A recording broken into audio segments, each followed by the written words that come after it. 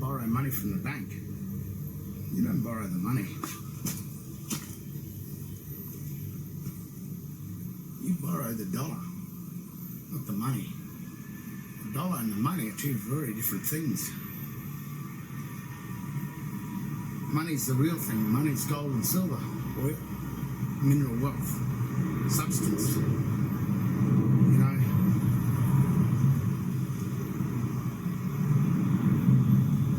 but a dollar is the debt note.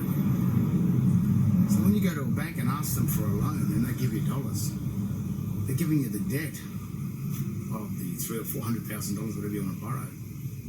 The money's got to be created by you. They give you your whole life to create the money to pay a debt on a house that was yours in the very first place. It was never their home. All they did was put your home as collateral for their debt account. They then gave you the ledger of their account. They didn't give you their account, they gave you the ledger of their account. It's their account, and they made you pay it off, but they didn't make you just because you were stupid and a fool, an idiot. You didn't know your shit. You agreed to go and pay their account, settle their account. You become a trustee to their account. Because you didn't know you're a trustee, you didn't work out a compensation deal. You said, oh, would you like me to hold your account? Okay, well, that'll be so much dollars. You want to operate in dollars. And you make the trustee fee greater than the ledger of the account, of the bank account.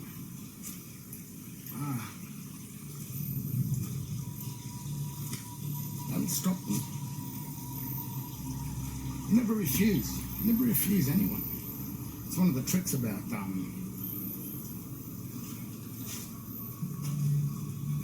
dealing with the corporate water law, the banks, which are the banks that control the currency. A bank is not a building. A bank is just, here's a bank. There's a river, or a stream. And on both sides of the river are the banks. And what the bank does is it controls the flow of the current, which is the current, the water flow, the current sea. That's what the banks do. The bank didn't create the current or the water or what flows through the banks. It was created by something much higher source. God made the water go from the sea to the mountains, which is the higher source, and as it flows from the higher source down, it's the banks that only control the flow, the direction of the current. It doesn't create the current. It doesn't create the substance that's created by the real things. Man created a commercial currency. So, when you hold the accounts of a bank, you apply for a bank account, you're only holding their currency, you're holding their property as a trustee. You thought it was yours, you thought the bank was yours. It wasn't yours at all. It was theirs. A ledger is a dead stone that sits on top of a tomb. There's a language for the ledgers too.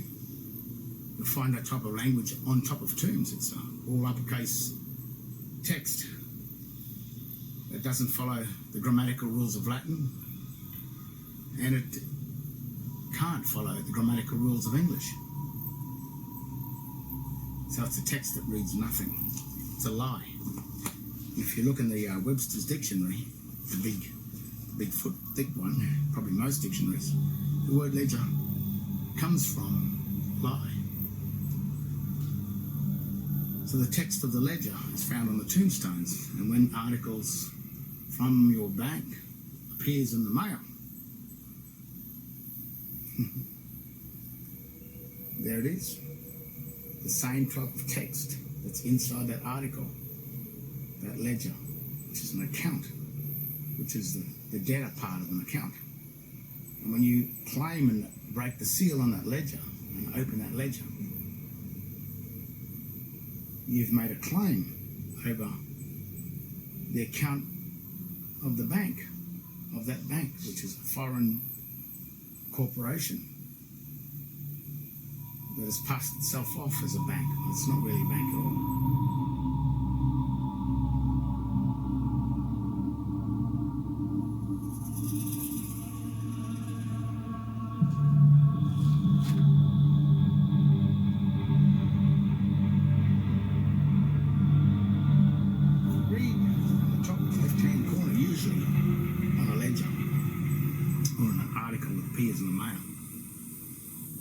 In it, you'll notice some writing. It says, if unclaimed, return to sender, or if undelivered, which means claimed, return to sender. Did you know that that's the remedy? Because only you have the power to make a claim. Thou is one, you is two. If you want to be, or if thou want to be a you, and claim the ledger of someone else's account, that's your choice, that's your right. You have that power to do that. If you don't know what you're doing, then you'll claim the ledger to act as a trustee of another man's account.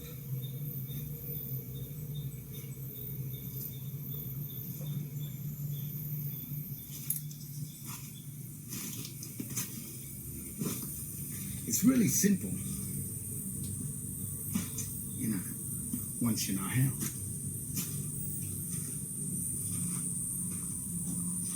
It's really simple once you know how it works.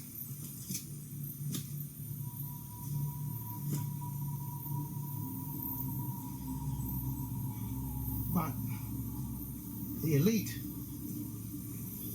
need the slaves.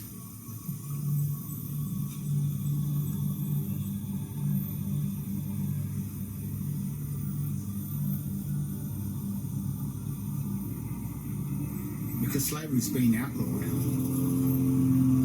they've got to get you to agree to be a slave. You've got to surrender your equitable title to whoever issues a legal title.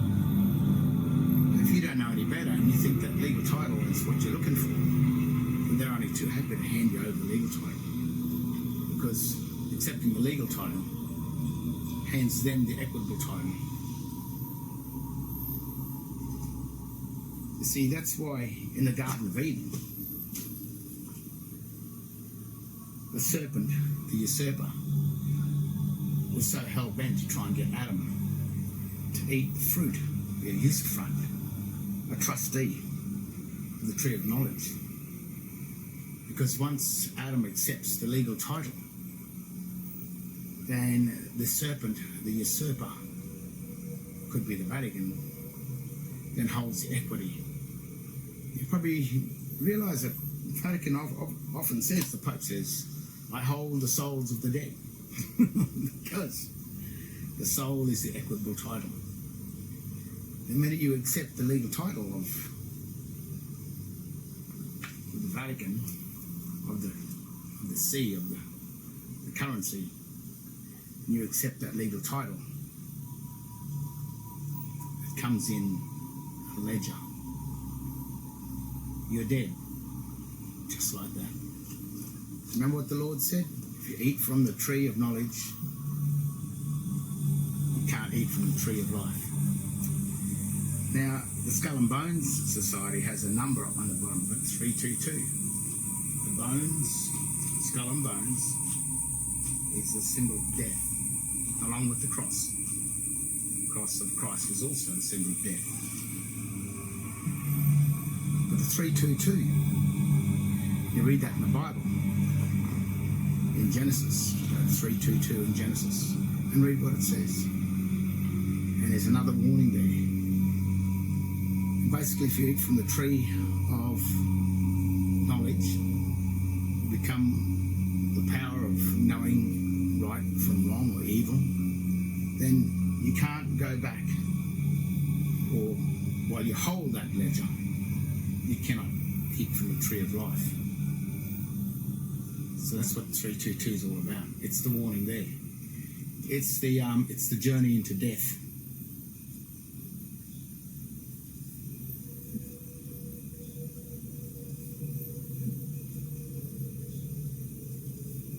The journey into death is just through deception, deceit, trickery.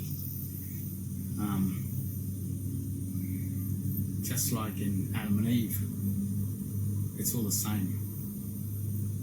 When Christ died on the cross for us, you'll realise that your Christian name, who's the real you, has died because you're accepting the name created by the state, which was your Christian name and your surname joined together. So when you accept the wrong name, the real name, the one that Christ gave you, the Christian name, it dies. So the minute you sign the cross, sign something under the name that you thought was your full name because it had the surname in it, but it never was your full name. The minute you do that, Christ dies on the cross. On the cross where the bank writes, put your name on the cross. The cross is a signature. It's where the bank signs it. They then get you to put your mark on it. So you become the trustee of them. So when Christ died, it's you. Your Christian name died. You were Christ all along. Remember what he said? Through my name only can you be saved? Well, he means it, exactly that. It's your Christian name only that is the truth. That's the real name. That's all there is. So when you kill that, you kill the Christ in you. And you become a trustee of the state-owned name. Because it is only the state that joined your Christian name and your surname together. And that's evidenced in Queensland on the certificate of birth. It's got it right there. I, Office of Registrar General, whoever it may be, at this time it's David John, hold the full name written in a proper noun without any breaks in my custody. He holds the name. So any accounts that come in that name are his accounts, are his debts. But if you believe that you're that person, if you believe that that account is yours, well, it's not, it's his. And then you accept the debts in the mail under that name, full name, as well as your surname. And you're accepting to be the Registrar General's debtor, trustee, without any compensation, because you didn't know your true full name, which is only your Christian name. I hope you don't believe this, because can you imagine if everyone started to work out and went, oh my gosh, that would be the end of the system. A lot of people enjoy living as slaves. Always did, even when Moses freed the slaves. There's a bit of an uproar a couple of times about it. They want to go back to Egypt. They thought they had a better life as a slave. They didn't have to think.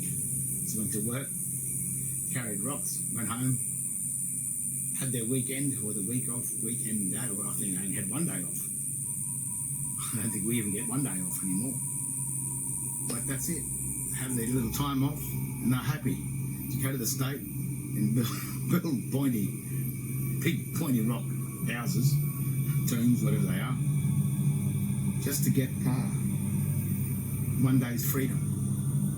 So they didn't have to think, so they didn't have to rely on anyone. They handed it all over to the states, to the big armies, and they handled everything, but in return, they took your soul.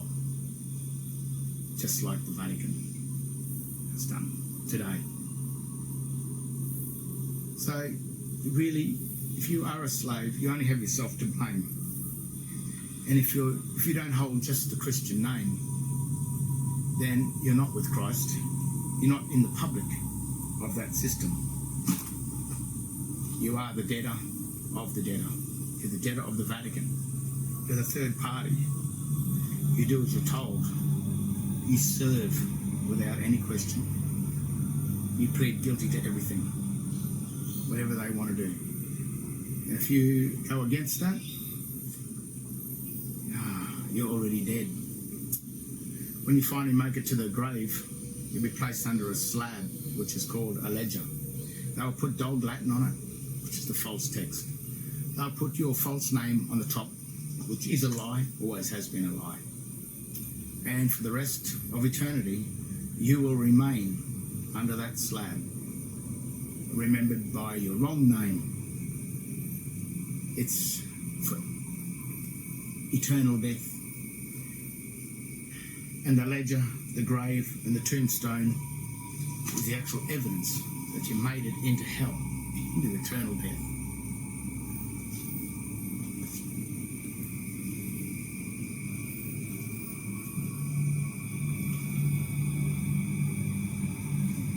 Proud of yourself.